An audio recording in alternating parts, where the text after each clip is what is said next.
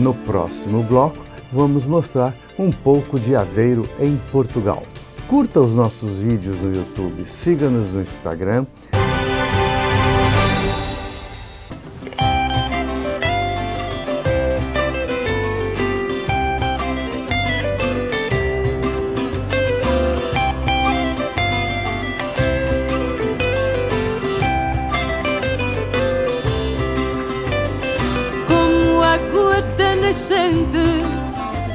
Minha mão é transparente aos olhos da minha avó.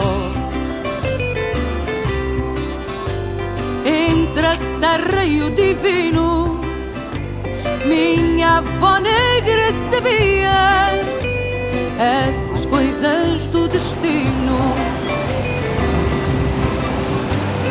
Desaguo ao mar que vejo nos rios desse desejo de quem nasceu para cantar.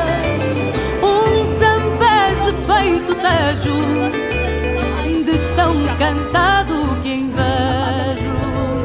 Lisboa por lá morar, Lisboa por lá morar.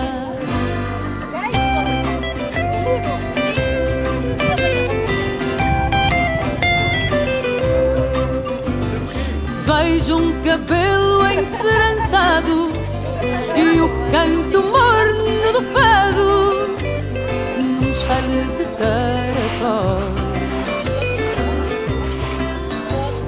Como num conto de fadas, os batuques são guitarras e os coqueiros girassóis.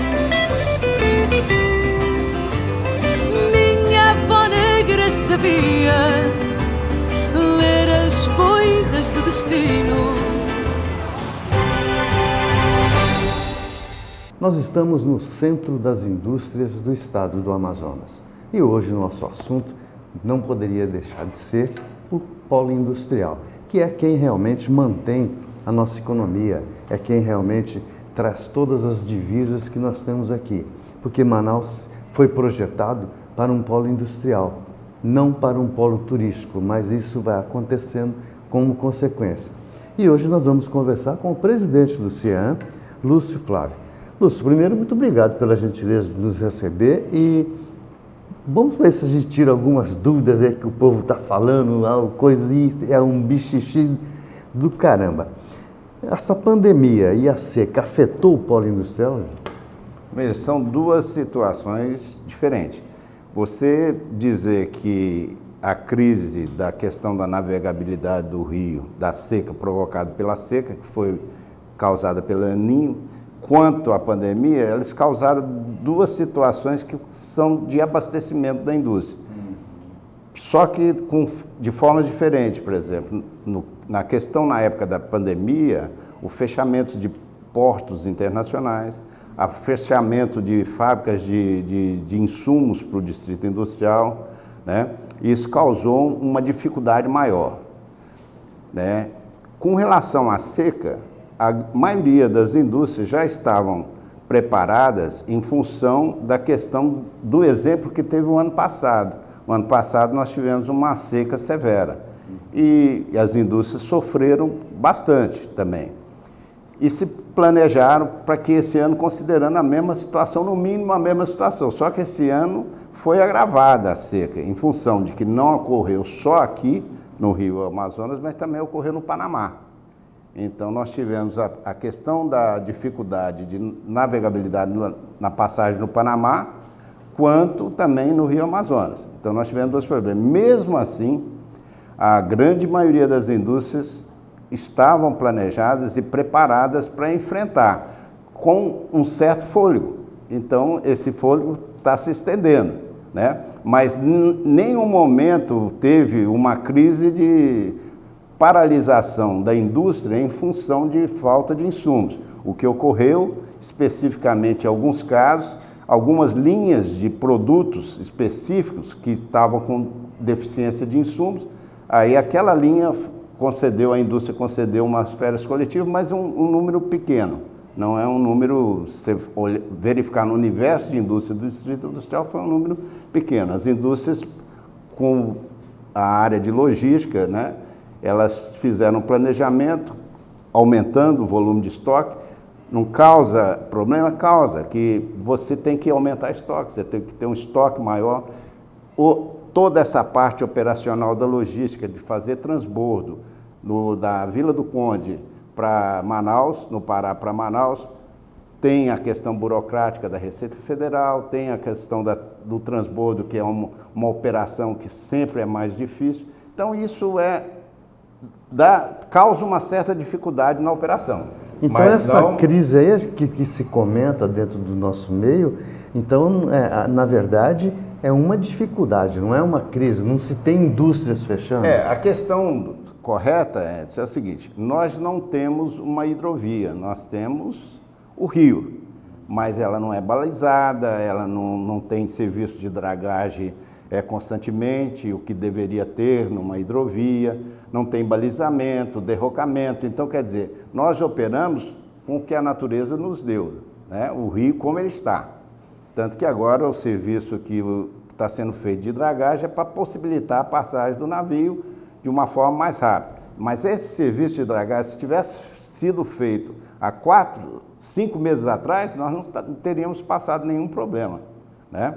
Então, isso é claro. Como também, por exemplo, a parte do rodo fluvial, ele continuou funcionando normal, porque não houve restrição de calado para a balsa. Foi só na questão dos navios para grande quantidade de contêiner.